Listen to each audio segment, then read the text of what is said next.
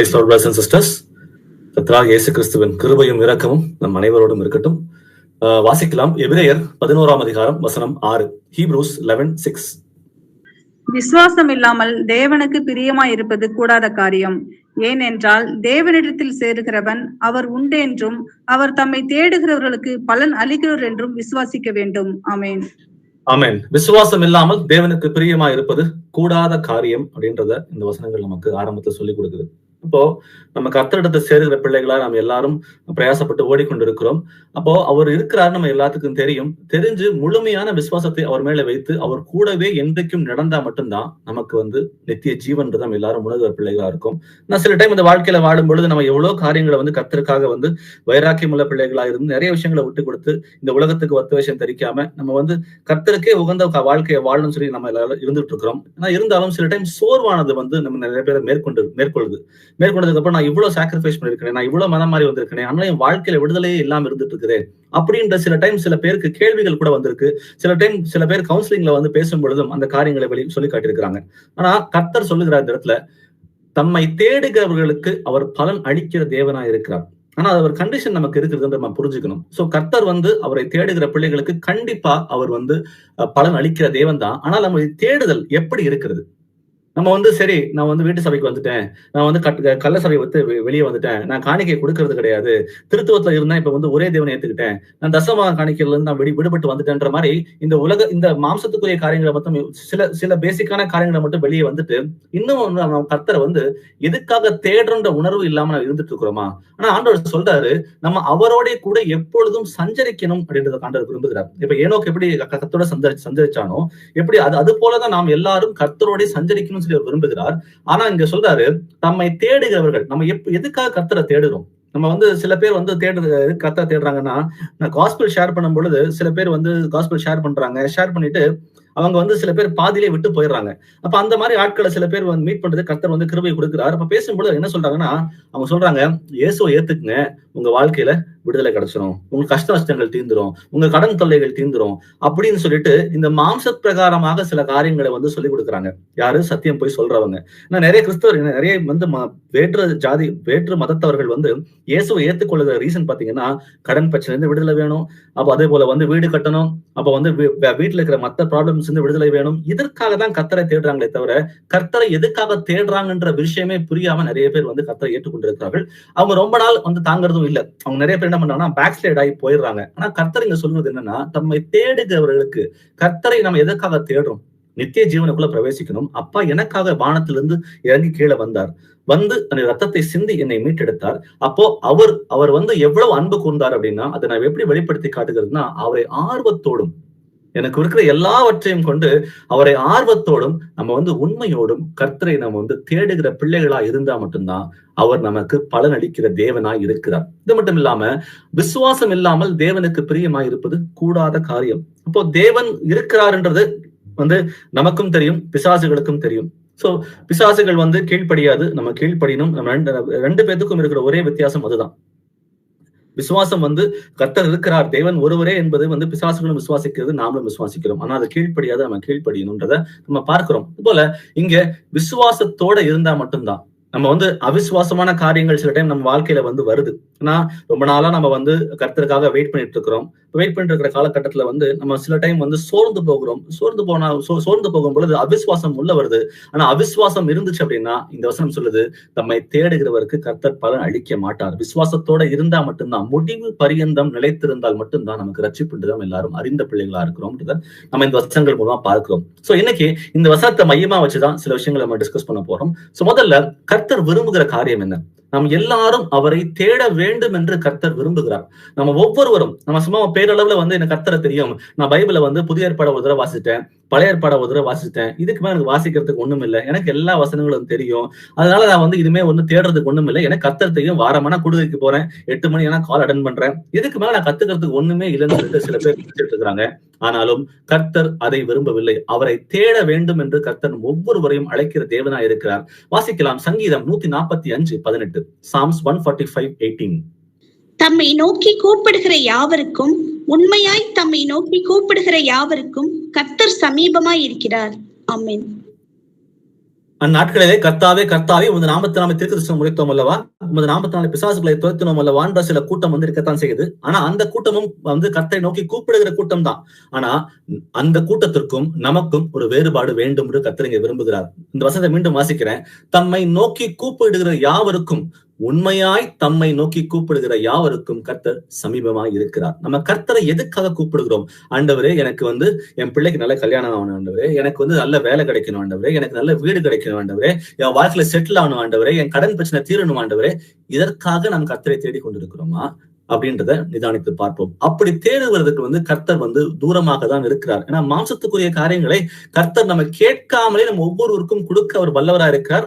அதுதான் மத்தேயு 6:33 சொல்லுது, முதலாவது தேவனுடைய ராஜ்யத்தையும் ஒரு நீதியும் தேடுங்கள், அப்பொழுது இவைகள் எல்லாம் உங்களுக்கு கூட கொடுக்கப்படும். நமக்கு தேவையானதை அனைத்தும் கர்த்தர் நிறைவேற்றி கொடுப்பதற்கு வல்லவரா இருக்கிறார். ஆனா அவரை கூப்பிடுகிற பிள்ளைகளா இருக்கிற நாம் அவரை விரும்புகிற காரியம் என்னன்னா, இந்த வசனம் சொல்லுகிறது, உண்மையாய் தம்மை நோக்கி கூப்பிடுகிற யாவரையும்.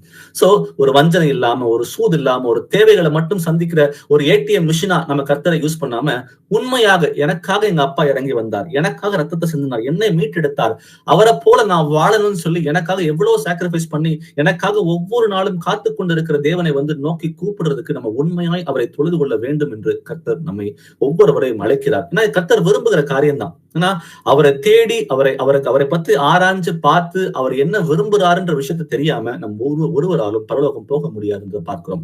வாசிக்கலாம் சங்கீதம் 14:2, சாம்ஸ் 14:2. தேவனை தேடுகிற உணர்வுள்ளவன் உண்டோ என்று பார்க்க கர்த்தர் பரலோகத்திலிருந்து மனுபுத்திரரை கண்ணோக்கினார். ஆமென். இந்த வசனத்தை பார்க்கும் பொழுது கர்த்தர் பரலோகத்திலிருந்து மனுபுத்திரனை நோக்கினார் அப்படின்றத பார்க்கிறோம். சோ தேவனை தேடுகிற உணர்வுள்ள இருதயம் உண்டோ? அப்போ கர்த்தர் வந்து நம்ம இருதயங்களை ஆராய்ந்து பார்க்கிற தேவனா இருக்கிறார். உண்மையா என் பிள்ளை என்ன தேடுதா, இல்ல என் பிள்ளை வந்து என்ன தேடுறது எதுக்காக தேடுது? சும்மா வீடுக்கும் காருக்கும் பங்களாக்கும் என்ன ஏடிஎம் மிஷின் மாதிரி யூஸ் பண்ணுதா, இல்ல வந்து நிஜமாவே என் பிள்ளை என்ன தேடி வருகிறதா அப்படின்றது காண்ட சொல்றாரு. தேவனை தேடுகிற உணர்வுள்ள இருதயம் உண்டோ என்று பார்க்க கர்த்தர் பரலோகத்திலிருந்து மனுபுத்திரனை நோக்குகிறார். நம்ம ஒவ்வொருவரையும் கர்த்தர் ஏங்கி பார்க்கிறார். இப்போ நம்ம வீடுல நம்ம இருந்துட்டு இருப்போம். இப்போ வீடு நம்ம பிள்ளை வந்து நம்மகிட்ட சந்தோஷமா ரொம்ப ஆசையா பார்க்கும் பொழுது நம்ம எவ்வளவு வந்து ரியாக்ட் பண்றோம். ஆனா அதே பிள்ளை நம்ம வந்து கண்டுக்காம இருந்தபோது என் பிள்ளை எப்பயாவது என்கிட்ட பேசுமா? ஏன்னா சில குடும்பங்கள்ல வந்து அப்பா அம்மாக்கள் நல்ல உறவு கிடையாது. உள்ள உறவே இல்லாதப்ப வந்து அந்த பிள்ளைகள் வந்து தன்னுடைய அப்பாவை பார்த்தோ அம்மாவை பார்த்தோ அம்மானு கூப்பிடுமா அப்பான்னு கூப்பிடுமான்னு சொல்லி ஏங்குகிற நிறைய பேரண்ட்ஸ் இருக்கிறாங்க. அப்ப அது போல கர்த்தர் அந்த அந்த அந்த ஏங்குற பிள்ளைய ஏங்கி கொண்டிருந்த பெற்றோர்கள் தன்னுடைய பிள்ளை வந்து அப்பான்னு கூப்பிடும் பொழுதோ இல்ல மனம் திரும்பி தன்னிடம் வரும் பொழுதோ தனக்கு தேவைக்காக மாத்திரம் யூஸ் பண்ணாம அன்பா என்ன இருக்கணும்னு சொல்லி அந்த பிள்ளைகள் வந்து நோக்கி கூப்பிடும் பொழுது அந்த பெற்றோர்கள் எவ்வளவு சந்தோஷப்படுவார்கள். அது போலதான் கர்த்தர் இங்க சொல்றாரு, தேவனை தேடுகிற உணர்வுள்ள இருதயம் உண்டோ? கர்த்தர் பரலோகத்திலிருந்து மனுபுத்திரரை கண்ணோக்கினார் பார்க்கணும். நம்ம ஒவ்வொருவரையும் கர்த்தர் ஏங்கி பார்க்கிறார். நம்ம வந்து அவர்கிட்ட திரும்பி வருவோமா? நம்ம உண்மையாதான் அவரை தேடுறோமா? இல்ல நம்ம ஏதாவது தேவைகளுக்காக மாத்திரம் அவரை வந்து தேடுகிற பிள்ளைகளா இருக்கிறோமா என்பதை கர்த்தர் வந்து நோக்கி பார்த்து கொண்டே இருக்கிறார். நம்ம பார்த்து ஏங்கிக்கிட்டே இருக்கிறத பார்க்கிறோம். வாசிக்கலாம் எரேமியால 29:13. ஜெர்மயா 29:13.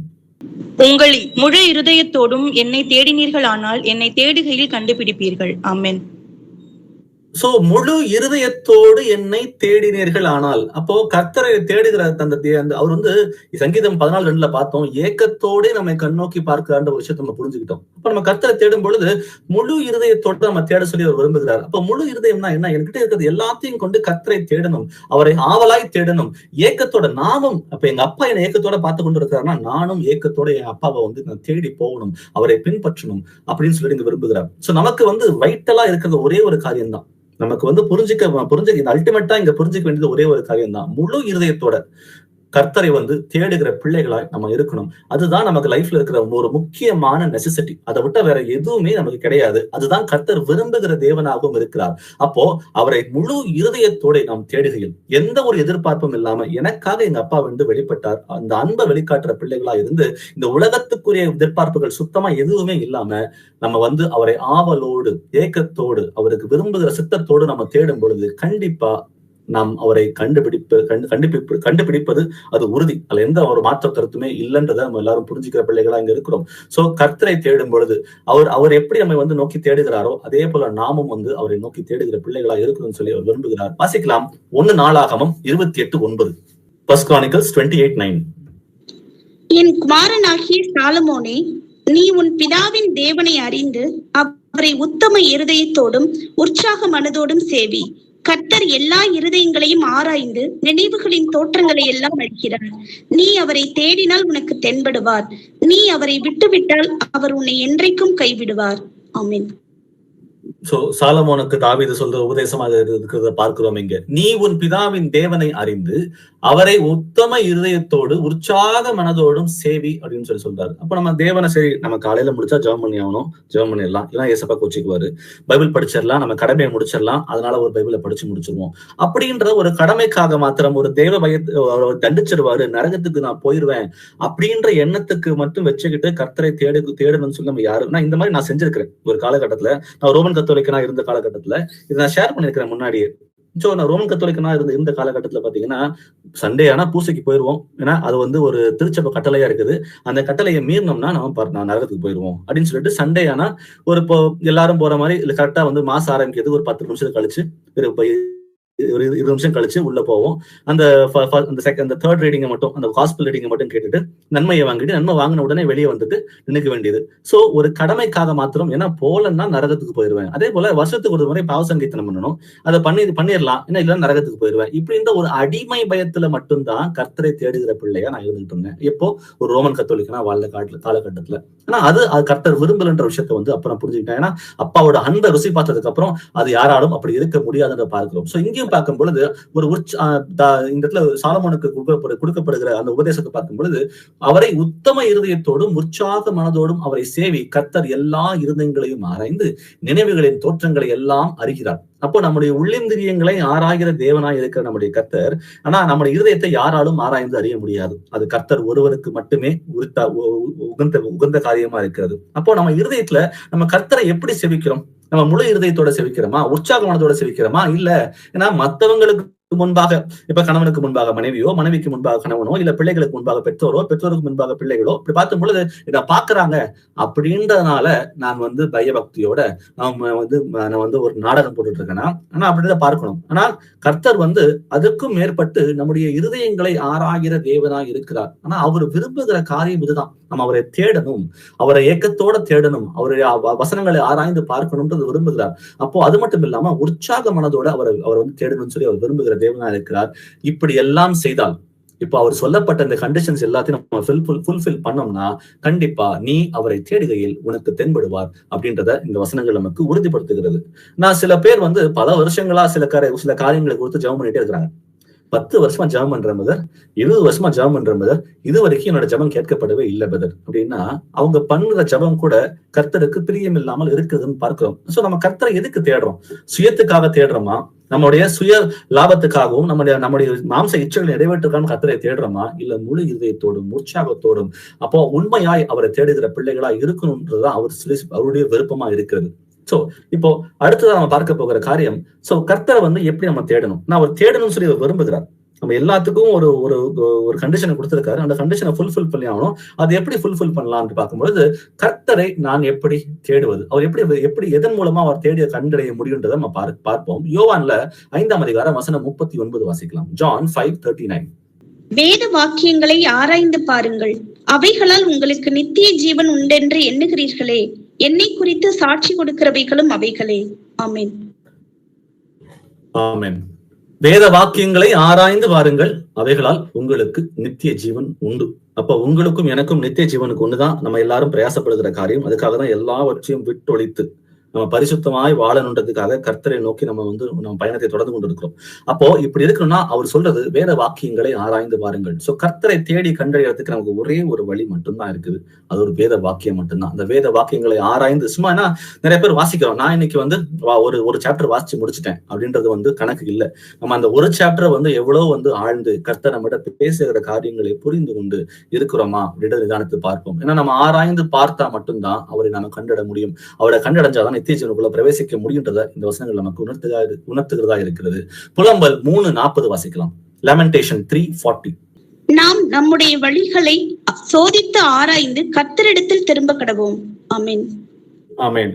நம்மை நாமே நிதானித்து அறிந்தால் நாம் நியாயம் தீர்க்கப்படும். ஒவ்வொரு வாரமும் சபை கூடுதல்ல நம்ம அப்பம்பிடுதல் பண்ணும் பொழுது இந்த வசனங்களை வாசித்துதான் நம்ம அப்பம்பிடுதலுக்குள்ள பங்கு எடுக்கிறோம். அதேதான் புலம்பல் 3:40 சொல்லுது, நம்முடைய வழிகளை சோதித்து ஆராய்ந்து கர்த்தரிடத்தில் திரும்ப கடவோம். ஆனா நம்ம சோதித்து ஆராயல. ஏன்னா சில டைம் நம்ம எல்லாரும் பாத்தீங்கன்னா சில பேர் 1 மாசம் 2 மாசம் 6 மாசம் 1 வருஷம் 4 வருஷம் சொல்லிட்டு ஒவ்வொரு பீரியட் ஆஃப் டைம் நம்ம எல்லாரும் கர்த்தருக்குள்ள ஒரு டிஃப்ரெண்ட் டைம்ஸ்ல இணைஞ்சிருக்கிறோம்.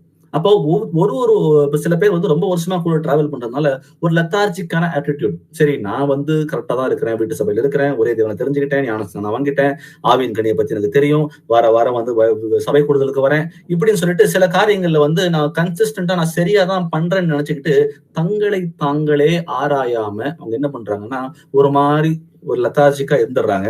அது மட்டும் இல்லாம சில பேர் ரொம்ப நாளா இருக்கிறதுனாலும் கூட எனக்கு நிறைய வசனங்கள் தெரியும், எனக்கு ஒரு வசனத்தை நீங்க ஆரம்பிக்கிறத நான் முடிச்சு வைக்கிறேன்ற அளவுக்கு சில பேர் பேசுகிற தோரணை, சில பேர் பேசுகிறவர்களா இருக்கிறார்கள். அப்போ இப்படி பார்க்கும் பொழுது ஒரு விதமான ஒரு ஸ்பிரிச்சுவல் பிரைடு, தங்களையே அறியாம ஒரு ஸ்பிரிச்சுவல் பிரைடும் நிறைய பேருக்கு இது வந்துருது. நான் கர்த்தர் அதை விரும்புகிற தேவன் அல்ல. சோ இதெல்லாம் எப்படி நாம டிசைன் பண்றதுன்னு பார்க்கும் பொழுது நம்ம அப்படியே லெத்தார்ஜிக்கா இல்லாம ஒவ்வொரு நாளும் இப்ப நம்ம பைபிள் ஸ்டடி கலந்துக்கிறோம், இப்ப வசனங்களை கேட்கும் பொழுது இந்த வசனம் எனக்காகவே சொல்லப்பட்டிருக்கிறது, இது என்னுடைய லைஃப்ல ஏதாவது இந்த வசனங்கள் மாற்றத்தை கொண்டு வருமா அப்படின்றத அனலைஸ் பண்ண ஆரம்பிச்சிட்டோம்னா கண்டிப்பா நம்மை நாமே நிதானித்து அறிகிற பிள்ளைகளா நம்ம மாற முடியும். சில டைம் வசனங்களை கேட்கும் பொழுது இது எனக்காக சொல்லப்படல, இது யாரோ ஒருத்தருக்கு தான் அந்த கடைசி பெஞ்ச்ல உட்கார்ந்துருக்காரு பாத்தீங்களா அவங்களுக்கு, இது என் குடும்பத்துல பாத்தீங்களா எனக்கு சொல்லப்படல, என் மனைவிக்கு சொல்லப்பட்டிருக்கு, இது என் மனைவிக்கு சொல்லப்படல, இது என் பிள்ளைக்கு சொல்லப்பட்டிருக்குன்னு சொல்லிட்டு மத்தவங்களை பின் பாயிண்ட் பண்ற நிறைய பேர் இருக்கதான் செய்யறாங்க. ஏன்னா இந்த மாதிரி இது யாரும் இல்லைன்னு சொல்றது வாய்ப்பே இல்லை. ஆனா சில வசனங்களை கேட்கும் பொழுது அவங்க என்ன பண்றாங்கன்னா இது எனக்கு இல்ல, இது இவங்களுக்கு அப்படின்றத நிறைய பேர் சொல்றாங்க. ஆனா கர்த்தர் அதை விரும்பவே இல்லை. இந்த வசனம் எனக்கு சொல்லப்பட்டிருக்கா, இதுல ஏதாவது எனக்கு டேக்கவே இருக்கா, இதுல ஏதாவது மனமாற்றம் அடைய முடியுமா அப்படின்றத நம்ம சோதித்து ஆராய்ந்தால் மட்டும்தான் நம்ம நிலைமையை நம்ம புரிஞ்சுக்க முடியும். நிலைமை புரிஞ்சுக்கிட்டா மட்டும்தான் கர்த்தரிடத்தில் மீண்டுமாக மனம் திரும்பி மனம் கசிந்து நம்ம அழுது நம்முடைய பாவங்களை அறிக்கையிட்டு அந்த பாவங்களுக்கு விடுதலை பெற முடியும். ஒருவேளை நம்மை நாமே நிதானித்து அறியாம விட்டோம் அப்படின்னா நம்முடைய லைஃப் கரெக்டா தான் இருக்கு, நம்ம மனம் திரும்ப தேவையில்லை அப்படின்ற ஆட்டிடியூட் நமக்கு முழுசா வந்துருச்சுன்னா பிசாசானவன் நம்ம எப்படியெல்லாம் சோதிச்சிருக்கிறான், நம்ம எங்கெல்லாம் விழுந்து போயிருக்கிறோம் அப்படின்றத நம்ம புரியாமலே போயிடும். சில வசனங்களை கேட்டிருப்பீங்க, மோசம் போகாதிருங்கள் அப்படின்னு சொல்லிட்டு. சோ மோசம் போகாம இருக்கணும் தான் கர்த்தர் விரும்புகிறார். அதுதான் பைபிள் நமக்கு சொல்லியும் கொடுக்கிறது. இப்ப நான் மோசம் போயிட்டுன்ற விஷயம் எனக்கு தெரியாது, யாராவது சொன்னதான் தெரியும், இல்ல நானே என்னை செல்ஃப் அனலைஸ் பண்ணா மட்டும்தான் அதை கண்டுபிடிக்க முடியும். அததான் கர்த்தர் இங்க சொல்லுகிறார். அவரை எப்படி நம்ம தேடி கண்டுபிடிக்கணும்னா வசனங்களை மூலமா நம்ம தேடி கண்டுபிடிக்கணும். இரண்டாவதா நம்முடைய வழிகளை சோதித்து ஆராய்ந்து அறிந்தா நம்ம மனம் திரும்பி அவர்கிட்ட போகும் பொழுது அவர் பிரியமான காரியங்களை வாழ்க்கையில் நடப்பிக்க முடியும். அடுத்தது வாசிக்கலாம் 2 நாளாகவும் 7:14. 2 Chronicles 7:14. என் நாமம் தரிக்கப்பட்ட என் ஜனங்கள் தங்களை தாழ்த்தி ஜெபம் பண்ணி என் முகத்தை தேடி தங்கள் பொல்லாத வழிகளை விட்டு திரும்பினால் அப்பொழுது பரலோகத்தில் இருக்கிற நான் கேட்டு அவர்கள் பாவத்தை மன்னித்து அவர்கள் தேசத்துக்கு சேமத்தை கொடுப்பேன். ஆமென்.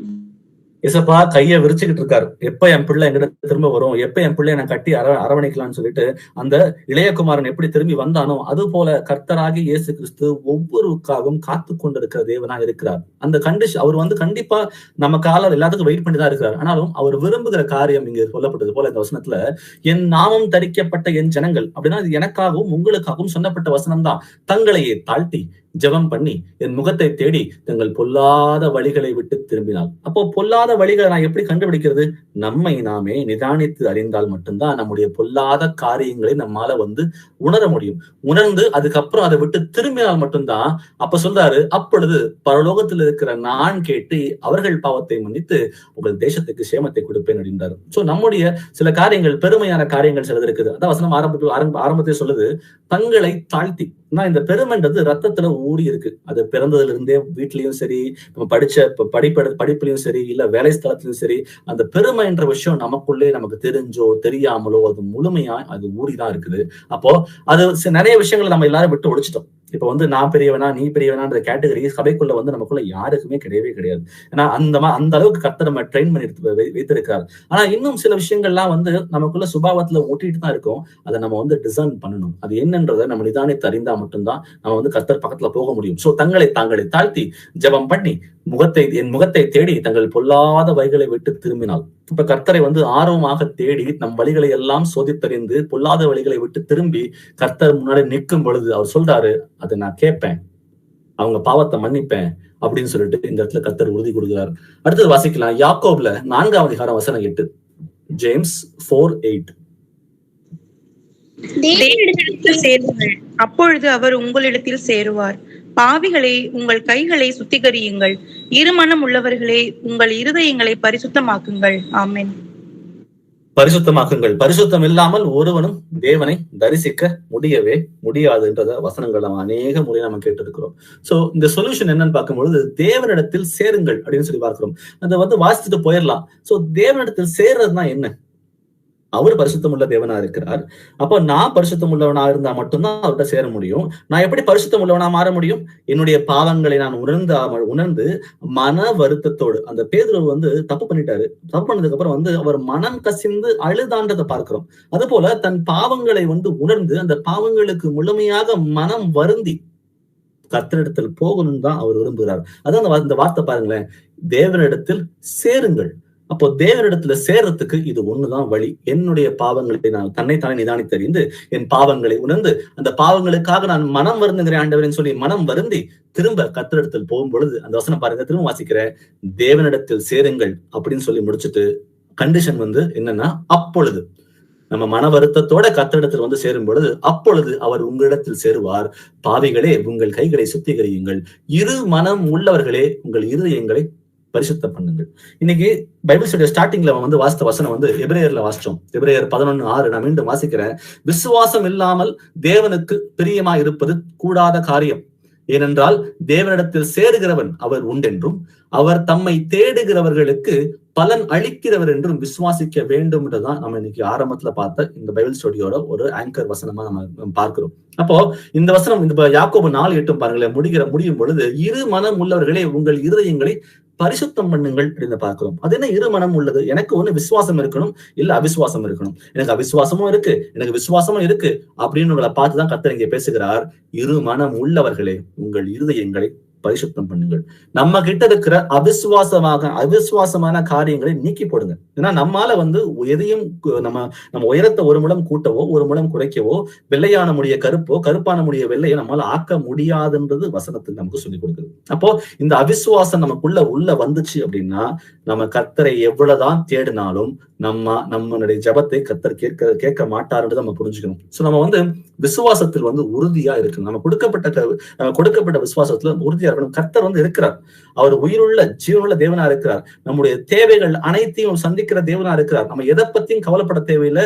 சுமை சுமந்து சோர்ந்திருப்பவரை எல்லாரும் என்னிடத்தில் வாருங்கள், நான் உங்களுக்கு இளைப்பாறுதல் தரேன்னு சொல்லி ஆண்டவர் சொல்லுகிறார். அப்போ நம்ம வந்து கவலைப்பட்டோ அவிசுவாசத்துக்குள்ள போயோ நம்மளாலதான் செஞ்ச முடியும், ஆண்டவர் நான் சொல்லிட்டேன், அவர் காதுல விழுகவே இல்லை, நான் இதான் செஞ்சுதான் ஆகணும் அப்படின்ற மாதிரி சில பேர் வந்து சுயமுயற்சிகளை செய்யறாங்க. ஆனா அது கர்த்தருக்கு பிரியமே இல்ல. அவர் சொல்றாரு, தன் சுய புத்தியின் மேல் சாராமல் வழிகளில் எல்லாம் நினைத்துக்கொள் அப்படின்னு சொல்றாரு. அப்போ நமக்கு வந்து அவிசுவாசமான காரியங்கள் உள்ளே வரும் பொழுது நம்ம இருமனம் உள்ள பிள்ளைகளாக மாறுகிறோம். நம்ம இருமனம் உள்ளவர்களா இருந்தா நம்மளை பார்த்து அந்த ஆண்டவர் சொல்றாரு, நீங்க எல்லாம் பாவிகள் அப்படின்றாரு. நம்ம பாவியா இருக்கும் பொழுது பரிசுத்தம் உள்ள தேவனை எப்படி தரிசிக்க முடியும்? சோ தேவனிடத்தில் சேருங்கள் அப்படின்னு சொல்லி வசனங்களை வாசித்தேன். இப்போ யாக்கோபு 4:8 நான் எப்படி சேர முடியும்? என் இருதயத்தை வந்து சுத்திகரித்துக் கொண்டு என் இருக்கிற ஒரே தேவன் மேல முழுமையான விசுவாசம் வைத்து, கர்த்தர் கூடாத காரியம் ஒன்றும் இல்லை, என் வாழ்க்கையில் நடக்கிற எல்லா காரியங்களும் கர்த்தர் வந்து கை இருக்குது, அவர் சில காரியங்களை அனுமதித்திருக்கிறார், அவர் அனுமதித்தாரா எனக்கு சரியாதான் அனுமதிப்பாருன்ற விசுவாசம் முழுமையான. சில பேர் வந்து 10 வருஷம் 20 வருஷமா ஜெபம் பண்ணிட்டே இருக்கிறாங்க, அந்த ஜெபம் கேட்கப்படவே இல்லை அப்படின்னா அவங்க என்ன பண்ண,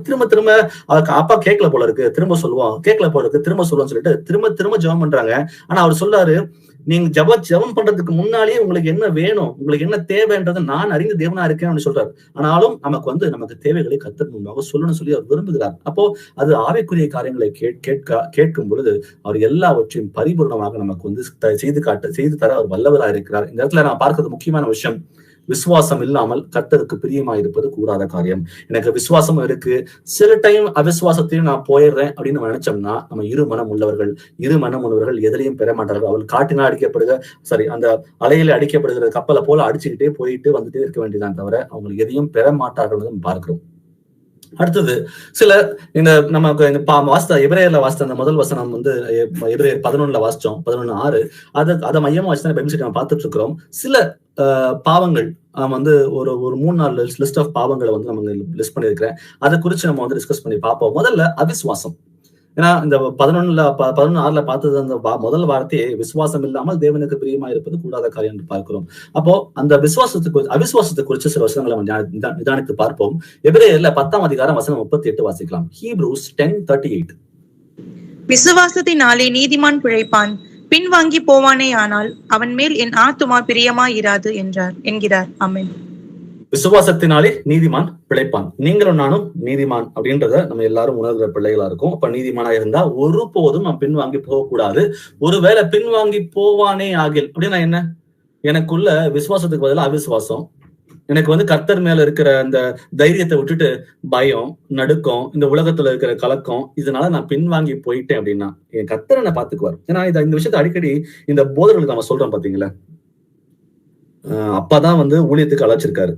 இப்ப ஊழியத்துக்கு அழைச்சவர் அவர் சாப்பாடு போட ஒரு வல்லவரா இருக்கிறார்ன்றத நம்ம எல்லாரும் அறிந்த பிள்ளைகள். ஏன்னா மத்திய 6:13 சொல்லுது, மேல எண்ணத்தை குடிப்போம், எண்ணத்தை உடுப்போம், எண்ணத்தை சாப்பிடுவோன்ற அந்த காரியத்தை மட்டும் யோசிக்காதீங்க. ஏன்னா அதெல்லாம் உங்களுக்கு தேவைதான், எனக்கு தெரியும், நான் உங்களுக்கு தரேன், நீங்க போய் ராஜதர வேலையை பாருங்கப்பான்னு சொல்லிட்டு கர்த்தர் ஊழியத்துக்கு எல்லாத்தையும் அனுப்பி வைக்கிறார். ஆனா இன்னைக்கு இருக்கிற கட்டட சபைகள் என்ன பண்றாங்கன்னா, ஊழியத்துக்கு வந்துட்டேன், காணிக்கை போட்டி வச்சா மட்டும்தான் எனக்கு பணம் வரும், நான் கர்த்தருக்கு எனக்கு தரேன்னு சொல்லியிருக்காரு, ஆனா நான் வச்சாதான் வரும்னு சொல்லிட்டு அவிசுவாசத்துக்குள்ள நிறைய பேர் இருக்கிறாங்க. நான் அந்த அவிசுவாசம் ஒண்ணுதான், நாமும் கர்த்தர் என் கூட இருக்கிறாரு அப்படின்ற அந்த உறுதி இல்லாம நான் தான் எல்லாத்தையும் செய்யணும். சில டைம் கேட்டு பார்த்து நடக்காமல போயிடுச்சு அப்படின்னு சொல்லிட்டு நம்ம அவிசுவாசத்துக்குள்ள போயிட்டு போறது ஒண்ணு. அடுத்தது பயம்.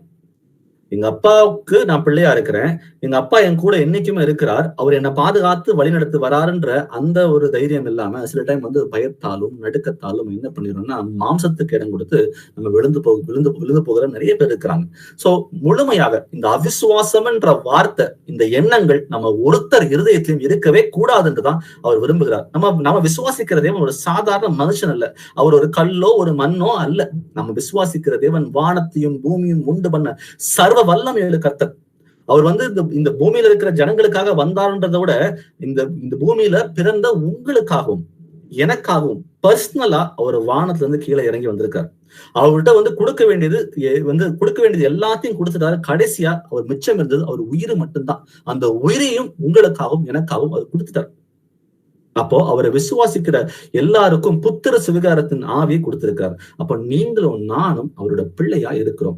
அப்போ நமக்காக தன் உயிரையே கொடுத்த தேவன் நமக்கு எல்லாவற்றையும் கொடுக்க, நம்ம எதை கேட்டாலும் கொடுக்க அவர் வல்லவரா தான் இருக்காரு. ஆனா நம்ம என்ன பண்ணிடுறோம்னா, நான் கேட்டேன் எனக்கு கிடைக்கல, நான் தான் செய்யணும்ன்றத அப்படின்ற சில காரியங்களை அவிசுவாசத்துக்குள்ள நம்ம போய் நம்ம விழுந்துடுறோம்.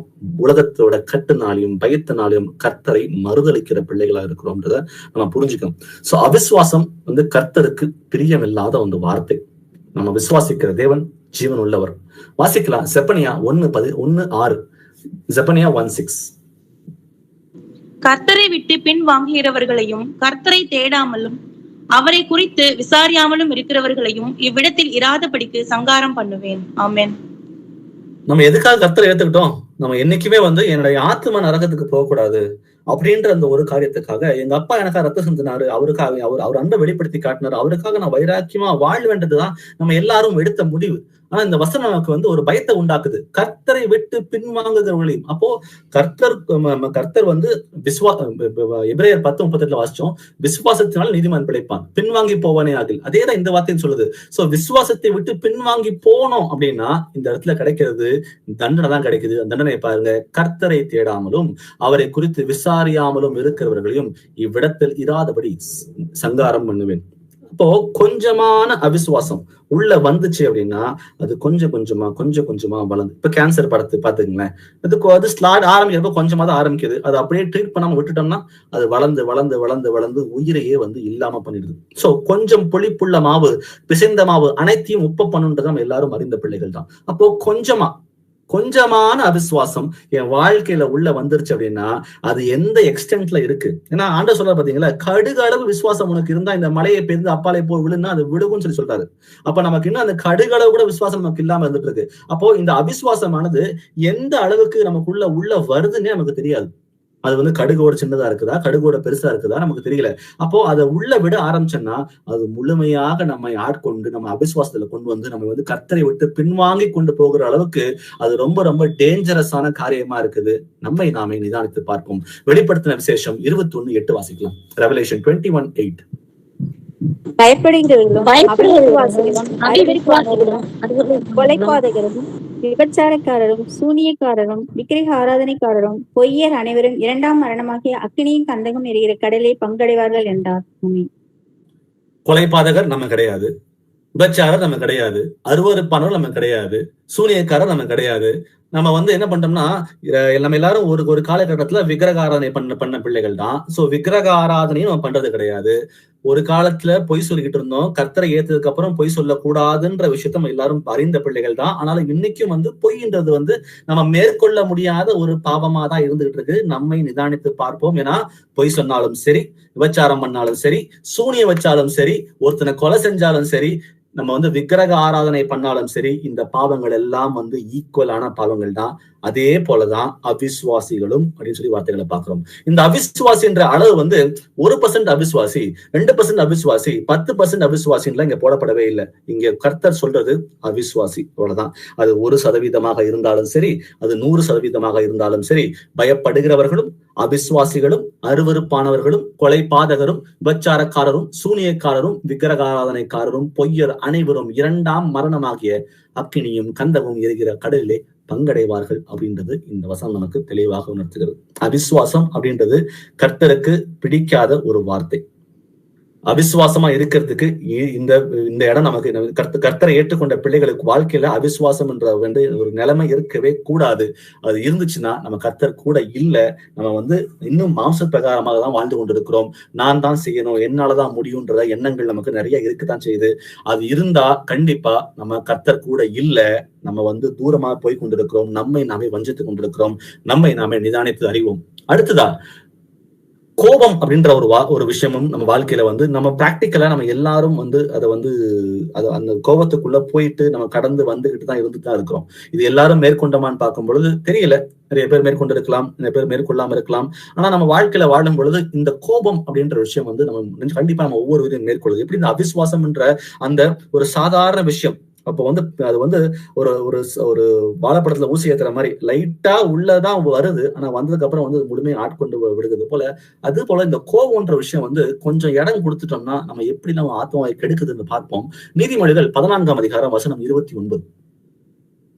Proverbs 14:29. நீடிய சாந்தம் உள்ளவன் மகா புத்திமான், முக்கோபியோ புத்தியினத்தை விளங்க பண்ணுகிறான். முற்கோபியோ புத்தியினத்தை விளங்க பண்ணுகிறான். இம்பல்சிவா எதையுமே யோசிக்காம இம்பல்சிவா சில பேர் வந்து யாரும் அவங்க என்ன சொல்ல வராங்கன்னு கேட்கறதுக்கு ரெடியாகவும் இல்லை. அப்படியே இம்பல்சிவா கோவப்படும் பொழுது அவங்க வந்து என்னத்தை விளங்க பண்ணுகிறாங்கன்னா அவங்க வந்து புத்தியினத்தை விளங்க பண்ணுகிறாங்கன்னு நமக்கு சொல்லிக்கிறது. சோ இந்த எரிச்சல் வந்து என்ன மாறுதுன்னா அது கோபமா மாறுது. அந்த கோபம் வந்து அது மூர்க்கமா மாறுது. அந்த மூர்க்கம் வந்து ஆவியின் கனியை வந்து வெளிப்படுத்த விடாம தடைப்படுது. அந்த ஆவியின் கனியை வெளிப்படுத்த முடியாம தடை பண்ணும் பொழுது நம்முடைய ரட்சிப்பை நம்ம எழுந்து போகிற அளவுக்கு அது வந்து மாறுது நம்ம பார்க்கிறோம். அப்போ நீடிய சாந்தமாய் நம்ம இருக்கும் பொழுது என்ன ஆகுதுன்னா அது எரிச்சலா மாற போறது இல்லை, அது கோபமா மாற போறது இல்லை, அது மூர்க்கமா மாற போறது இல்லை. அப்போ நம்ம வந்து ஆவியின் கனியை வெளிப்படுத்தி கொண்டு நம்ம ரட்சிப்பை காத்துக்கொள்வதற்கு ஏதுவா இருக்கும். சோ இந்த கோபம் அப்படின்ற விஷயம் கூட அது வந்து நம்ம ரட்சிப்புக்கு வந்து எதிரியா இருக்கிறது. வாசிக்கலாம் யாக்கோபுல 1ஆம் அதிகாரம் வசனம் 19-20. ஜேம்ஸ் 1:19-20. ஆகையால் என் பிரியமான சகோதரரே, யாவரும் கேட்கிறதற்கு தீவிரமாயும் பேசுகிறதற்கு பொறுமையாயும் கோபிக்கிறதற்கு தாமதமாயும் இருக்க கடவர்கள். மனுஷனுடைய கோபம் தேவனுடைய நீதியை நடப்பிக்க மாட்டாதே. ஆமென். ஆமென், ஆமென். அதென்ன தேவனுடைய நீதி நடப்பிக்க மாட்டாதே. மனுஷருடைய கோபம் தேவனுடைய நீதி நடப்பிக்க மாட்டாதே. சோ தேவனுடைய நீதின்றது அவருடைய ஸ்டாண்டர்ட் வந்து ரொம்ப ரொம்ப ஹை. அவருடைய எதிர்பார்ப்பு ரொம்ப ரொம்ப ஹை. அப்ப அந்த ஸ்டாண்டர்ட் மீட் பண்ணா மட்டும்தான் நம்ம வந்து நீதி உள்ள பிள்ளை, நம்ம வந்து அவர் நீதி நடப்பிக்கிற பிள்ளைகளா இருப்போம். அவருடைய ஸ்டாண்டர்டை நம்ம மீட் பண்ணல அப்படின்னா நம்ம நீதி நடப்பிக்காத பிள்ளைகள் தான். சோ எப்படி அவர் விரும்புகிறது செய்கிறது? யாவரும் கேட்கிறதற்கு தீவிரமாயும். அப்போ ஒருத்தர் பேசும் பொழுது அவருக்கு மதிப்பு கொடுத்து அவங்க கவனமாய் அவங்க சொல்றது. ஏன்னா சில பேர் வந்து ஒருத்தரை பார்த்தாலே இவங்கெல்லாம் ஒண்ணும் தெரியாது, இவங்க என்ன சொல்றது, நம்ம என்ன கேட்கறது அப்படின்ற அளவுக்கு சில டைம் வந்து எண்ணங்கள் இருக்கத்தான் செய்யுது. ஆனா அது விரும்பல. சோ யாவரும் கேட்கிறதுக்கு தீவிரமாயும் பேசுகிறதுக்கு பொறுமையாகும். எனக்கு எல்லாம் தெரியும் அப்படின்னு சொல்லிட்டு எல்லாரும் தெரிஞ்ச விஷயத்த பூரா வந்து சொல்றாங்க. ஆனா அந்த இடத்துல அந்த எதிரில உட்கார்ந்து இருக்கிற ஆளுக்கு இது தேவையா, இது தேவையில்லையா அப்படின்றது. ஏன்னா சில டைம் வந்து கோவத்துல பாத்தீங்கன்னா சம்பந்தமே இல்லாம சில காரியங்களை பேசுவாங்க. அது எதிரில உட்கார்ந்து இருக்கிற ஆளுங்க ட்ரிகர் பண்ணி அவங்களுக்கு எப்படி கோவத்தை மூட்டலாம்னு சொல்லிட்டு பேசுகிற சூழ்நிலைகளும் வந்து நம்ம எல்லாரும் கடந்துதான் வந்திருப்போம். சோ வசனம் சொல்லுகிறது, என் பிரியமான சகோதரரே, யாவருக்கும் கேட்கிறதுக்கு தீவிரமாயும் பேசுகிறதற்கு பொறுமையாயும் கோபிப்பதற்கு தாமதமாயும் இருக்க கடவீர்கள். ஏன்னா தேவனுடைய நீதி, மனுஷனுடைய கோபம் தேவனுடைய நீதியை நடப்பிக்க மாட்டாது. அப்போ அவருடைய ஸ்டாண்டர்டை நான் மீட் பண்ணா மட்டும்தான் நம்ம பரலோகம் போக முடியும். சோ எல்லாம் பொறுமையா கேட்டு நம்ம வந்து பேசுகிறதுக்கு வந்து பொறுமையா இருந்து அப்போ கோபிக்கிறதுக்கு தாமதமா இருக்கணும். ஏன்னா கோபம்ன்ற அந்த நஞ்சு நம்முடைய ஆத்மாவை கெடுத்து கொண்டிருக்கிறது. எபேசியர் 4:31 வாசிக்கலாம். எபிஷியன்ஸ் 4:31. இயேசுவினிடத்தில் உள்ள சத்தியத்தின்படியே எபேசியர் 4:31. சகலவிதமான கசப்பும் கோபமும் மூர்க்கமும் கூக்குரலும் தூஷணமும் மற்ற எந்த துக்கணமும் உங்களை விட்டு நீங்க கிடவுது. கசப்பும் கோபமும் மூர்க்கமும் கூக்குரலும் தூஷணமும் அப்படின்றத பார்க்கிறோம். சோ இந்த இது முதல்ல வந்து ஒருத்தர் மேல வந்து எனக்கு ஒருத்தர் பேசுறது பிடிக்கலன்னா ஆட்டோமேட்டிக்கா கசப்பு வருது. அந்த கசப்பு ஆட்டோமேட்டிக்கா அடுத்தது என்ன வருது, கோபமா மாறுது. அந்த கோபம் வந்து மூர்க்கமா மாறுது. அந்த மூர்க்கம் வந்து என்னன்னா மத்தவங்களை பத்தி மத்தவங்க கிட்ட அவங்கள பத்தி தப்பான காரியங்களை சொல்லி அவங்க பேரை கெடுக்க வைக்கிறது. இந்த மாதிரி எல்லா துர்குணங்களும் உங்களை விட்டு நீங்க கடவுது. அப்போ இந்த ஸ்டார்டிங் பாயிண்ட் என்னன்னா கசப்பு. ஒருத்தர் எனக்கு பிடிக்கல, அப்போ அவங்க மேல கசப்பு. அவங்க எது செஞ்சாலும் எனக்கு கோபம், அவங்க எது செஞ்சாலும் எனக்கு பிடிக்கல. அதனால எனக்கு அவங்க பார்த்தாலே எரிச்சலா இருக்கு, அவங்கள பார்த்தாலே கோபமா இருக்கு, அவங்கள பார்த்தாலே வந்து எதையாவது செஞ்சிடலாமேன்ற வந்து எண்ணங்கள். அப்புறம் அவங்கள பத்தி தப்பா போய் வெளியே போய் சொல்ற காரியங்கள், இது எல்லாமே துர்குணம் சொல்லி ஆண்டவர் சொல்றாரு. நமக்கும் அதுக்கும் சம்பந்தம் இல்லை. நம்ம கோபத்தினால எவ்வளவு பாவங்கள் பிறக்குது அப்படின்னு பார்க்கிறோம். ஆனா பழைய ஏற்பாட்டுல கல்லுக்கு கத்தி எடுத்து குத்துனா அது பாவம்ன்றதை பார்க்கிறோம். ஆனா புதிய ஏற்பாட்டுல உன் சகோதரனை பார்த்து மூடனே அப்படின்னு சொன்னாலே அது பாவம் அப்படின்றத நம்ம இங்க புரிஞ்சுக்கிறோம். அப்போ நம்ம வந்து கோபத்தினால தேவனுடைய நீதியை நம்மால் நடப்பிக்க முடியாது. இது நம்ம ஃபைன் டியூன் பண்ணி தான் ஆகணும். நான் இதுல வந்து நம்ம நிறைய கடந்து வந்திருப்போம். நம்ம யாரும் வந்து கடந்து வரலன்னு சொல்லவே முடியாது. நிறைய கடந்து வந்திருப்போம். ஆனாலும் இன்னமும் கூட சுபாவத்துல இன்னும் அது ஒட்டிக்கிட்டு இருக்குதா, இன்னும் வந்து மாற வேண்டிய வந்து இந்த கேப் ஏதாவது இருக்குதான்ற நிதானித்து பார்ப்போம். அடுத்தது நம்ம பார்க்க போறது சோம்பேறித்தனம். அவிசுவாசம் பார்த்தோம், அடுத்தது கோபத்தை பத்தி பார்த்தோம். இப்ப மூணாவது பார்க்க போறது சோம்பேறித்தனம். நீதிமொழிகள் 13:4 வாசிக்கலாம். Proverbs 13:4.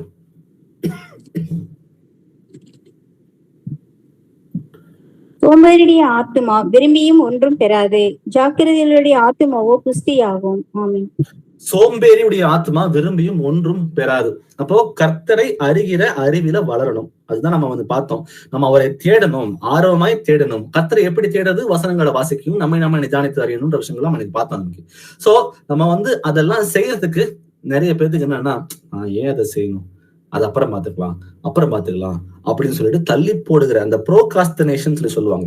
ஒண்ணு செய்யணும், ஆனா அதை செய்யறதுக்கு மனசு இல்ல, ஆனா அப்புறமா செஞ்சுக்கலாம் அப்படின்னு தள்ளி போடுகிற சூழ்நிலை. சோம்பேறியுடைய ஆத்மா விரும்பியும் ஒன்றுமே பெறாது. நம்ம 1000 காரியங்களை விரும்பலாம், அது வந்து நமக்கு வந்து கிடைக்காதுன்னு பார்க்கிறோம். ரோமர்ல 12:11 வாசிக்கலாம். ரோமன்ஸ் 12:11.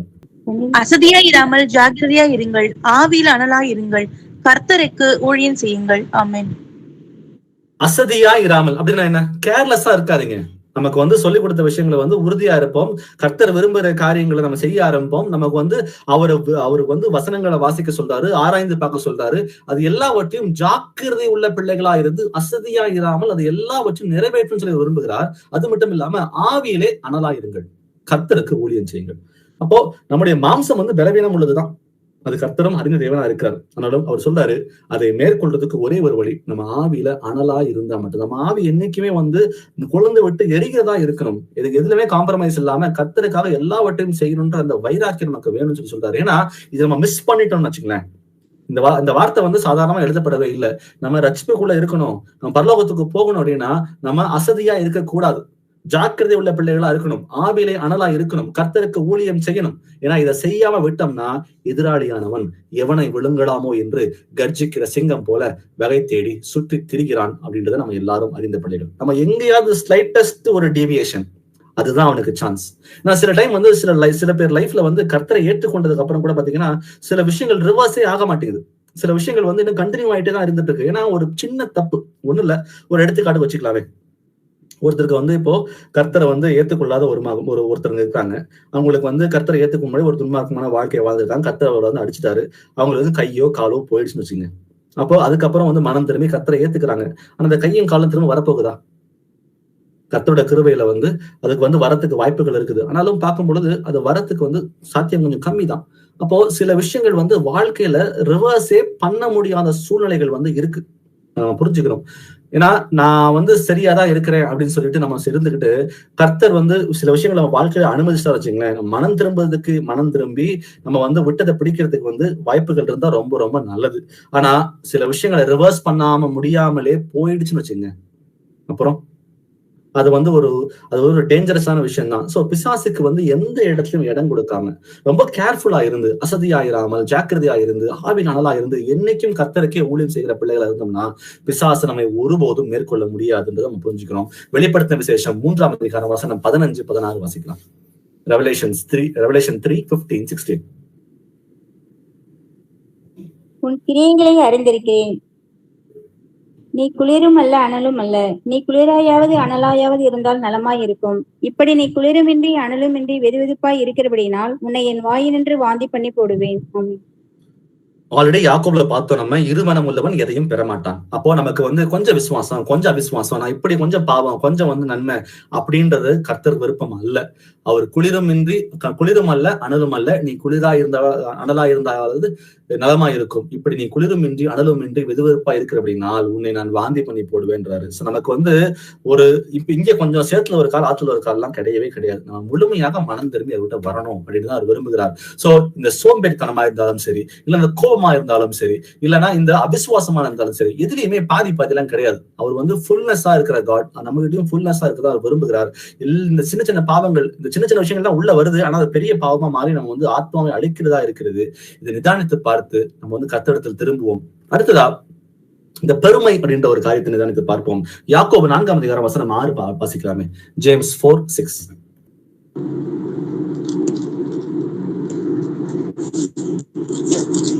அவர் அதிகமான கிருபையை அளிக்கிறாரே, ஆதலால் தேவன் பெருமை உள்ளவர்களுக்கு எதிர்த்து நிற்கிறார், தாழ்மை உள்ளவர்களுக்கோ கிருபை அளிக்கிறார் என்று சொல்லி இருக்கிறது. ஆமென்.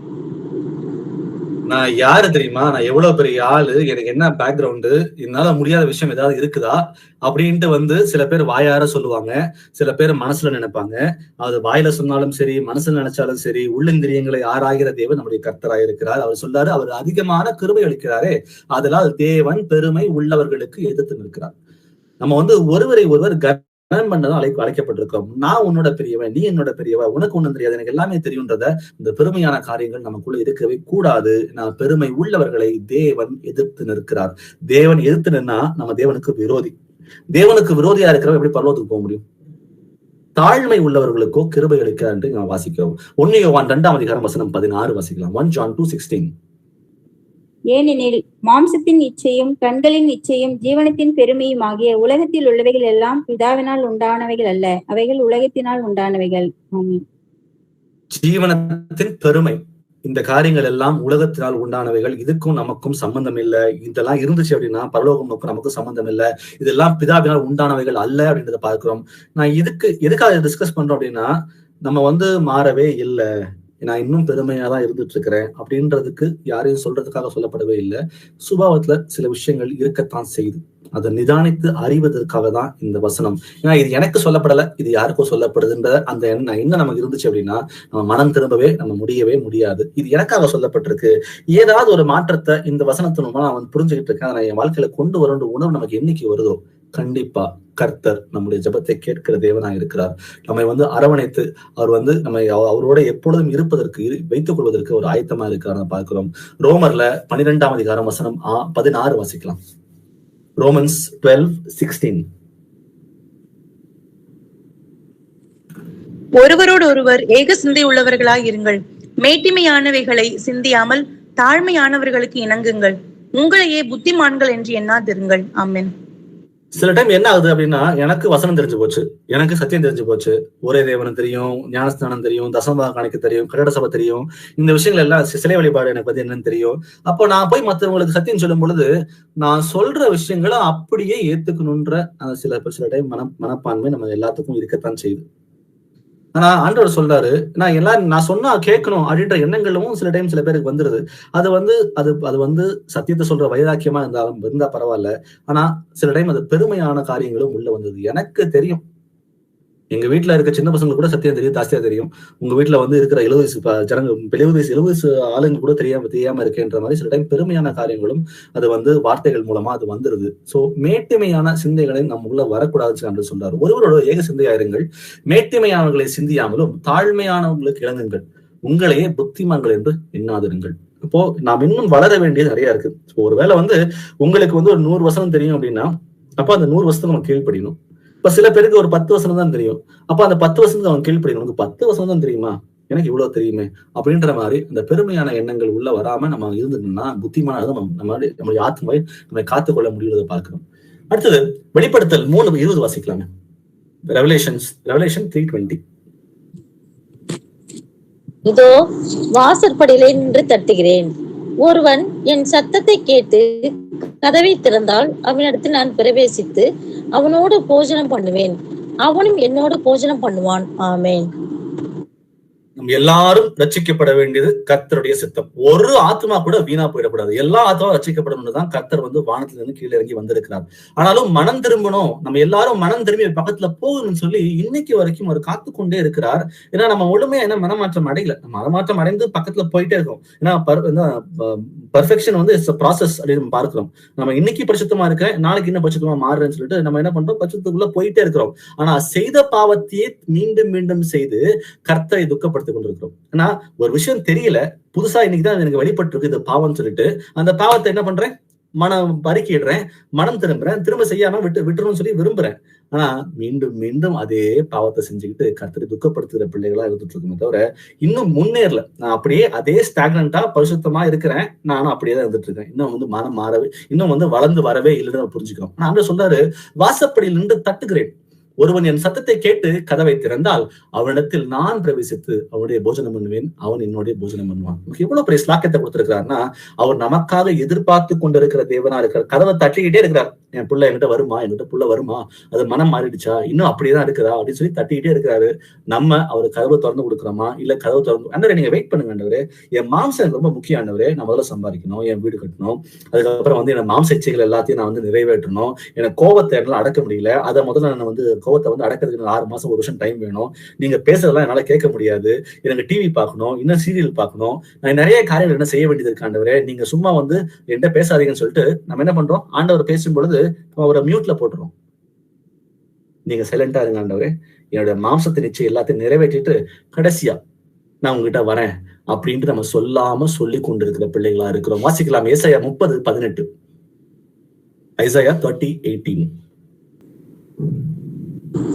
உங்களுக்கு இறங்கும்படி கர்த்தர் காத்திருப்பார், உங்கள் மேல் மனதிருக்கும்படி எழுந்திருப்பார். கர்த்தர் நீதி செய்கிற தேவன், அவருக்கு காத்திருக்கிற அனைவரும் பாக்கியவான்கள். ஆமென். அவருக்காக காத்திருக்கிறவர்கள் தான் பாக்கியவான்களே தவிர அவரை நோக்கி கர்த்தாவே கர்த்தாவேன்னு கூப்பிடுறவங்க பரலோகத்துக்கு போக முடியாது. காத்திருக்கிறவர்கள் என்ன, அவர் கற்பனைகளை கீழ்ப்படிந்திருந்து எங்க அப்பா வருவார்ன்ற முழு விசுவாசத்தோட நம்பி இருக்கிற பிள்ளைகளுக்கு தான் அந்த பாக்கியம் கிடைக்கின்றதை பார்க்கிறோம். ஆனாலும் உங்களுக்கு இறங்கும்படி கர்த்தர் காத்திருப்பார். நம்ம எவ்வளவு பெரிய பாவிகளா இருந்தாலும் சரி, மனம் திரும்பி வரும் பொழுது அவர் நம் பாவங்கள் எல்லாவற்றையும் மன்னித்து நம்மை கட்டி நினைக்கிற தேவனா தான் இருக்கிறார். அது அவர் ஒரு தடவை மன்னிச்சுட்டாருன்னா அது ஆழ்கடல தூக்கி போட்டுருவேன், நான் திரும்ப அதை பார்க்கவே மாட்டேன் அப்படின்றாரு. நம்ம எல்லாரும் பாவிகள் தான், நம்ம மனம் திரும்பி தான் அவர் பக்கத்துல வந்திருக்கிறோம். ஆனாலும் இன்னைக்கு நம்ம எங்கேயாவது கர்த்தருக்கு விரோதமாக அவரை துக்கப்படுத்துகிற செயல், அவிசுவாசமோ ஒரு கோபமோ இல்ல இந்த மாதிரி சில காரியங்களை நம்ம டிஸ்கஸ் பண்ணது போல ஏதாவது எங்கிட்ட நான் ஒட்டிட்டு இருக்குதான் நிதானித்து பார்த்து அவர் நம்மேல் மனதுருகும்படி நாம் எல்லாரும் மனம் திரும்பி அவரிடம் அவர் அருகில போகணும்ன்றதை விரும்புகிறார். 1 தீமோத்தேயு 2ஆம் அதிகாரம் வசனம் 4 வாசிக்கலாம். 1 Timothy 2nd chapter verses 4. எல்லா மனுஷரும் சத்தியத்தை அறிவை அடையவும் அவர் சித்தமுள்ளவராய் இருக்கிறார். ஆமென்.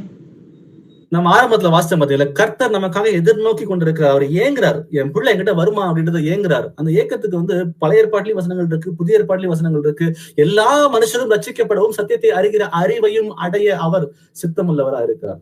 அப்போ அவர் வெயிட் பண்றார், என் பிள்ளை மனம் மாறிடுச்சா, வந்துருச்சா அப்படின்னு சொல்லிட்டு அவர் கிருபையாய் இருக்கிற தேவன். ஆனாலும் 2ஆம் வருகையில் வரும் பொழுது அவர் நீதியாய் நியாயம் தீர்க்கிற தேவன். அவர் பட்சிக்கிற அக்கினியாய் அவர் இறங்கி வர போகிறார். என் பிள்ளை என்ன 6 மாசம் ஏத்துக்குச்சு, அது மனம் திரும்பிச்சு, அதுக்கப்புறம் விட்டு போயிடுச்சு, அதனால என் பிள்ளை ஏத்துக்கலாம்னு சொல்லிட்டு அவர் காம்ப்ரமைஸ் பண்ற தேவன் அல்ல. அவர் நீதியாய் நியாயம் தீர்க்கிற தேவனா இருக்கிறார். நாம் எல்லாரும் ரட்சிக்கப்படணுன்றதுக்காக நம்ம மேல நீடிய சாந்தமா இருந்து நீடிய பொறுமையா இருந்து அவர் பக்கத்துல வரணும்னு சொல்லி நம்ம ஒவ்வொருவரையும் அழைக்கிற தேவனா இருக்கார். 2 பேதுரு 3ஆம் அதிகாரம் வசனம் 9 நானே வாசிக்கிறேன். 2 Peter 3:9. தாமதிக்கிறார் என்று சிலர் எண்ணுகிறபடி கர்த்தர் தமது வாக்குத்தத்தத்தை குறித்து தாமதமாயிராமல் ஒருவரும் கெட்டு போகாமல் எல்லாரும் மனம் திரும்ப வேண்டும் என்று விரும்பி நம்மேல் நீடிய பொறுமை உள்ளவராக இருக்கிறார். ஏன்னா ஒரு 4 வருஷத்துக்கு முன்னாடி 5 வருஷத்துக்கு முன்னாடி வந்திருந்தாருன்னா கண்டிப்பா என் வாழ்க்கை நரகம் தான், என்னுடைய ஆத்மா நரகத்து தான் இருந்திருக்கும். ஆனா கர்த்தர் என் மேல கிருபையை 4 வருஷம் 5 வருஷத்துக்கு முன்னாடி அவரை வெளிப்படுத்தி காட்டினதுக்கு அப்புறம் நிறைய மனம் திரும்பதுக்குள்ள என்னை கொண்டு வந்தார். இது எனக்கு மட்டும் இல்ல, உங்களுடைய ஒவ்வொருத்தோட வாழ்க்கையிலும் அது நடந்திருக்கும். ஒரு 6 மாசத்துக்கு முன்னாடியோ இல்ல 1 வருஷத்துக்கு முன்னாடியோ இல்ல 2 வருஷத்துக்கு முன்னாடியோ இல்ல 1 மாசத்துக்கு முன்னாடியோ கர்த்தர் வந்திருந்தா நம்ம அநேகம் பேர் ரட்சிக்கப்பட்டிருக்கிற வாய்ப்பே இல்லை. சோ கர்த்தர் வரப்போகிறார். அவர் கண்டிப்பா அவர் எக்காலம் ஊதும் பொழுது அவர் வரப்போகிறார் என்று நம்ம எல்லாரும் அறிந்த பிள்ளைகள் தான். ஆனால் வரும் பொழுது அவர் மனம் திரும்புதலோட அவர் தரிசிப்பதற்கு நாம் தயாராக வேண்டும். அதுதான் அவர் விரும்புகிற காரியமா இருக்கிறது. ஆகையால் நம்ம எல்லாரும் கர்த்தரிடத்தில் மீண்டும் திரும்புவோம். நம்முடைய வழிகளை நம்ம நிதானித்து அறிவோம். எங்கெல்லாம் கேப் இருக்கு, இன்னும் எங்கெல்லாம் நான் மனம் திரும்ப வேண்டியது இருக்கு, எங்கெல்லாம் நாங்க அப்பாவை துக்கப்படுத்தி இருக்கிறேன், என் விசுவாசத்துல என்ன குறைபாடுகள் இருக்கு, எங்கெல்லாம் என்னுடைய கோபம் என்னை ஆட்கொண்டு இருக்கிறது, எங்கெல்லாம் நான் இந்த மனம் திரும்பாம இருந்துட்டு இருக்கேன்ற விஷயத்த இப்போ நான் சோம்பேறியா இருக்கிறேன் அப்படின்ற காரியங்கள் எல்லாத்தையும் நிதானித்து நம்ம பார்ப்போம். நிதானித்து பார்த்து மத்தேயு 4ஆம் அதிகாரம் வசனம் 17 சொல்றது போல அது முதல் இயேசு மனம் திரும்புங்கள் பரலோக ராஜ்யம் சமீபித்திருக்கிறது என்று பிரசங்கிக்க தொடங்கினார். சோ கர்த்தர் வரப்போகிறார். அவர் வரும் பொழுது நம் மனம் திரும்புதலோட பாவங்களை நம்ம அறிக்கையிடுறோம். நம்ம எங்க அப்பா மன்னிச்சாரு விசுவாசிக்கிறோம், கண்டிப்பா மன்னிக்கிறார். 1 யோவான்ல சொல்லப்படுறது போல நம் பாவங்களை அறிக்கையிட்டால் அதை மன்னிப்பதற்கு கர்த்தர் உண்மையும் நீதியும் உள்ளவரா இருக்கிறார். நம்ம பாவங்கள் அனைத்தும் கர்த்தர் மன்னிக்கிறார். ஆனாலும் இந்த பாவத்தை செஞ்சுட்டு திரும்ப அந்த பாவத்துல மன்னிப்பு கேட்டுட்டு திரும்ப அந்த பாவத்தை செஞ்சுட்டு திரும்ப மன்னிப்பு கேட்டுட்டு நம்ம சிறு பிள்ளைகள் அல்ல, நம்ம எல்லாரும் தேறினவர்கள், வசனத்துல தேறின பிள்ளைகளா இருக்கிறோம். நம்முடைய மாம்சத்தை நம்ம அடக்கி ஆண்டுதான் ஆகணும். நமக்கு வேற வழி இல்லை. அவர் சொல்றாரு, அந்த எபிரேயர்ல வாசிக்கிற 5ஆம் அதிகாரம் வசனம் 14 நினைக்கிறேன், பயிற்சினால் முயற்சி செய். நம்ம எங்கெல்லாம் நமக்கு பிரச்சனை இருக்கோ அந்த பிரச்சனைகளை கண்டுபிடிச்சு அதை பயிற்சினால, இப்போ ஒரு வேலைக்கு போகிறப்ப ஒரு புது ப்ராஜெக்ட் கொடுக்குறாங்க அப்படின்னா அது எனக்கு தெரியாதுன்னா நம்ம தேடி அதை கண்டுபிடிச்சு அப்புறம் அதை பத்தி கத்துக்கிட்டு நம்ம என்ன பண்றோம், அந்த வேலையை நடப்பிக்கிறோம். அப்போ உலகப்பூர்வமா நான் முயற்சி செய்யறேன். ஆனா கர்த்தருடைய வசனங்களுக்கும் நம்ம செய்யாம போனோம்னா நம்ம கர்த்தருக்கு உகந்த பிள்ளைகள் அல்ல. அப்போ என்னால மேற்கொள்ளவே முடியல, நான் பலவீனமா தான் இருக்கிறேன் அப்படின்னு சொல்லிட்டே இருக்கலாம். அப்போ கர்த்தர் சொல்லுவாரு, அக்கிரம செய்யக்காரரே என்னை விட்டு அகன்று போங்கள் அப்படின்னு சொல்லிடுவார். அப்போ நாமே நிதானித்தறிந்து எங்கெல்லாம் அந்த கேப் இருக்கோ அதை பயிற்சியினால முயற்சி செய்து அது வெற்றி சேர்க்கிற பிள்ளைகளா நம்ம ஒவ்வொருவரும் மாறணும்னு சொல்லி மனம் திரும்பி அவரிடம் வரணும்னு சொல்லி விரும்புகிறார். சோ ஏசாயா 55:6-7 வாசிக்கலாம். ஐசாயா 55:6-7. கர்த்தரை கண்டறியத்தக்க சமயத்தில் அவரை தேடுங்கள், அவர் சமீபமாய் இருக்கையில் அவரை நோக்கி கூப்பிடுங்கள். துன்மார்க்கன் தன் வழியையும் அக்கிரமக்காரன் தன் நினைவுகளையும் விட்டு கர்த்தரிடத்தில் திரும்ப கடவன், அவர் அவன் மேல் மனதுருகுவார். நம்முடைய தேவனிடத்திற்கே திரும்ப கடவன், அவர் மன்னிக்கிறதற்கு தயை பெருத்திருக்கிறார். ஆமென். நம்ம யாரும் எந்த ஒரு குற்ற உணர்ச்சிக்குள்ளும் போக தேவையில்லை. ஏன்னா கர்த்தர் நம்முடைய பாவங்கள், நம்ம எவ்வளவு பெரிய பாவியா இருந்தாலும் சரி, நம்ம பாவங்களை மன்னிக்கிறதுக்கு அவர் தயவு பெருத்திருக்காருன்னு பார்க்கிறோம். சோ கர்த்தரை கண்டடையத்தக்க சமயத்திலே தேடுங்கள். நான் சில டைம் ஆப்பர்ச்சுனிட்டிஸ் கர்த்தர் கொடுத்துட்டே இருக்காரு. தந்தை சிட்சையாத பிள்ளை உண்டோ அப்படின்னு வசனங்களை வாசிக்கிறோம். நமக்கு நிறைய சிட்சைகளை கர்த்தர் அனுமதித்து இருக்கிறார். அந்த சிட்சைகளை புரிந்து கொண்டு எங்க அப்பா தான் இதை அனுமதிச்சிருக்காருன்ற விஷயத்தை உணர்ந்து அந்த சிட்சை என்னன்னு தெரிஞ்சுக்கிட்டு எதுக்காக அனுமதிச்சாருன்னு கேட்டு மனம் திரும்பிட்டோம்னா ரொம்ப ரொம்ப நல்லது. அப்படி இல்லைன்னா வசனம் சொல்லுது, கர்த்தரை கண்டடையத்தக்க சமயத்திலே அவரை தேடுங்கள். ஒருவேளை நம்ம அவர் நம்ம கூப்பிடும் பொழுது செவிசாய்க்காம போனோம் அப்படின்னா நம்ம அது அவுட் ஆஃப் டைம் ஆயிடும். ஒரு எக்ஸாம்பிள் சொன்ன பாத்தீங்களா, கையோ காலோ போயிடுச்சு அப்படின்னா அதுக்கப்புறம் ரிவர்ஸ் ஆகிறதுக்கு வாய்ப்பு ரொம்ப ரொம்ப கம்மி. சோ அந்த மாதிரி ரிவர்ஸே ஆக முடியாத சில சூழ்நிலைக்குள்ள நம்ம யாரும் போயிட வேண்டாம். சோ அவர் சமீபமா இருக்கையில் அவரை நோக்கி கூப்பிடுங்கள். துன்மார்க்கன் தன் வழியையும் அக்கிரமக்காரன் தன் நினைவுகளையும் விட்டு கர்த்தரிடத்தில் திரும்ப கடவன், அவன் மேல் அவர் மனது உருகுவார். நம்ம மனம் திரும்பி அவர்கிட்ட வரும் பொழுது, நம்ம அழுது அவர்கிட்ட புலம்பி ஆண்டவரே என் பாவங்களை மன்னிக்கப்பான்னு சொல்லி கேட்கும் பொழுது அவர் நம்மளை முற்றிலுமாக கழுவி சுத்திகரித்திருக்கு அவர் தயை பெருத்த தேவனா இருக்கான்னு பார்க்கிறோம். சோ நீதிமொழி 28:13 சொல்லுது, தன் பாவங்களை மறைக்கிறவன் வாழ்வடைய மாட்டான், அவைகளை அறிக்கை செய்து விட்டு விடுகிறவனும் இரக்கம் பெறுவான். ஒரு சின்ன பிள்ளைய போல ஒரு தப்பு பண்ணிட்டு மன்னிப்பு, தப்பு பண்ணிட்டு மன்னிப்பு அப்படின்னு இல்லாம ஒரு தப்பு செஞ்சுட்டு ஆண்டவரே என்னை மன்னிச்சுங்க ஆண்டவரே, இனிமே நான் செய்யவே மாட்டேன் ஆண்டவரே என்ற அந்த உறுதியோட மனம் திரும்புவதோட அவன் இன்னைக்கு வரமோ அதுதான் கர்த்தருக்கு பிரியமுள்ள காரியமா இருக்கிறது. 1:9 வாசிச்சோம். நம் பாவங்களை அறிக்கையிடும் போது கண்டிப்பா கர்த்தர் அதை மன்னிப்பதற்கு அவர் தயை பெருத்த அவர் தேவனா இருக்கார். அவர் யாரை ரொம்ப நேசிக்கிறார், அவரை கணிந்து கொண்டு சிரிச்சுக்கிறான்னு சொல்லி சொல்றார். அப்போ அந்த சிச்சையை அவர் அனுமதிக்கிறார். அப்ப இந்த வசனம் வாசிக்கலாம். ஓசியா 6:1 வாசிக்கலாம். ஓசியா 6:1. கர்த்தரிடத்தில் திரும்ப கடவும் வாருங்கள். நம்மை பீறினார், அவரே நம்மை குணமாக்குவார். நம்மை அடித்தார், அவரே நம்முடைய காயங்களை கட்டுவார். ஆமென். ஆமென். கர்த்தருடைய அனுமதி இல்லாம என்னோட வாழ்க்கையில ஒண்ணுமே நடக்காதுன்றதுக்கு இது ஆதார வசனமா இருக்கிறது. கர்த்தரிடத்தில் திரும்பவும் வாருங்கள், நம்மை பீறினார், அவரே நம்மை குணமாக்குவார். நம்மை அடித்தார், அவரே நம்முடைய காயங்களை கட்டுவார். சோ இன்னைக்கு நம்ம வாழ்க்கையில நம்ம எல்லாருக்கும் ஏதாவது ஒரு விஷயத்துல உபத்திரம் இருக்கத்தான் செய்யுது. ஏன்னா நம்ம முழுமையாக விடுதலை அடைஞ்ச பிள்ளைகளா மாறணும் கர்த்தர் விரும்புகிறார். ஆனா ஏதாவது ஒரு விஷயத்துல சின்ன சின்ன விஷயங்கள்ல நம்ம ஏதோ ஒரு பிரச்சனை இருக்கத்தான் செய்யுது. அப்போ இன்னும் நான் விடுதலை அடையாம தான் இருந்திருக்கேன். அது கர்த்தர் எனக்கு அனுமதிச்சிருக்கார், சிச்சையை அனுமதிச்சிருக்கார். அதற்காக கோடான கோடி நன்றி. ஏன்னா நான் மனம் திரும்புவதற்கு அது ஏதுவா இருக்கிறது. என்னை அடிச்ச எங்க அப்பாவே என்ன பண்றாருன்னா என்னுடைய காயத்தை கட்டுவேன்னு சொல்றாரு. நான் அவர் தான் நம்ம பீறாரு, அவரே நம்மை குணமாக்குவார் நம்ம தெரிஞ்சுக்கிறோம். சோ கர்த்தர் நம்மை அடிக்கிற எதுக்காக அப்படின்னா, ஆரம்பத்துல சகோதரி ஜெபிச்ச கூட ஆண்டவரே எங்களை மட்டாய் தண்டிங்க ஆண்டவரேன்னு சொல்லி ஆண்டவர் ஜெபிச்சாங்க. அப்போ அந்த மட்டான தண்டனை நம்ம எல்லாருக்கும் தேவைதான். ஏன்னா அந்த தண்டனை இல்லைன்னா நம்ம என்ன வாழ்க்கை ஒரு மாதிரி லெத்தார்ஜிக்கா நமக்கு போயிடும். சோ கர்த்தர் நம்மளை ஒவ்வொரு நாளும் பார்த்து கொண்டிருக்கிறார். நம்முடைய பரிசுத்தாவின் துணையோட நம்ம ஒவ்வொரு நாளும் கண்டித்து கொண்டிருக்கிறார். அவருடைய சத்தத்துக்கு செவி கொடுக்கிற பிள்ளைகளா இருந்து நம்ம எங்கெல்லாம் கர்த்தர் சிச்சையை அனுமதித்திருக்காரோ நன்றி கூறி நம்ம மனமாற்றத்துக்குள்ள வரணும்னு சொல்லிதான் கர்த்தர் நம்ம ஒவ்வொருவரையும் கூப்பிடுகிற தேவனா இருக்கிறார். சோ கடைசியா 2 வருஷத்தோட முடிக்கலாம். 2 தீமோத்தேயு 4:7 வாசிப்போம். 2 தீமோத்தேயு 4:7. நல்ல போராட்டத்தை போராடினேன், ஓட்டத்தை முடித்தேன், விசுவாசத்தை காத்துக்கொண்டேன். ஆமென். ஆமென். நல்ல போராட்டத்தை போராடினேன், ஓட்டத்தை முடித்தேன், விசுவாசத்தை காத்துக்கொண்டேன். இந்த வசனத்தை நம்ம எல்லாரும் உச்சரிக்கிற பிள்ளைகளா இருக்கணும். கர்த்தர் வரும்பொழுது அவர் இருக்கிற வண்ணமாகவே அவரை நாம் தரிசிக்கணும். அதனால இன்னைக்கு நமக்கு உத்தரவங்கள் எதா இருந்தாலும் சரி, பிரச்சனைகள் எது இருந்தாலும் சரி, நம்முடைய விசுவாசத்தை காத்துக் கொள்கிற பிள்ளைகளா நம்ம வாழ்க்கையில எந்த நேரத்திலையும் அவிசுவாசம்ன்ற விஷயம் உள்ள வராம நம்ம கர்த்தரை எப்படி தேடுறது, ஆர்வத்தோட கர்த்தரை உண்மையாக நமக்கு நம்ம கர்த்தர் எனக்காக எவ்வளவு தியாகத்தை செஞ்சிருக்காருன்னு சொல்லி அவர்கிட்ட ஆர்வமாகவும் உண்மையாகவும் அவரை தேடுகிற பிள்ளைகளா இருக்கணும் அவர் விரும்புகிறார். இதெல்லாம் நம்ம செய்யும் பொழுது கண்டிப்பா எபிரேயர் 11:6 வாசிச்சோம். விசுவாசம் இல்லாமல் தேவனுக்கு பிரியமா இருப்பது கூடாத காரியம். தேவனிடத்தில் சேர்கிறவன் அவர் உண்டென்றும் அவர் தம்மை தேடுகிறவர்களுக்கு பலன் அளிக்கிறவர் என்றும் விசுவாசிக்க வேண்டும். நம்ம செய்யக்கூடிய ஒவ்வொரு காரியத்துக்கும் கர்த்தர் நமக்கு பலனை தர அவர் ரெடியா இருக்கிறார். அவர் கண்டிப்பா கொடுப்பார்.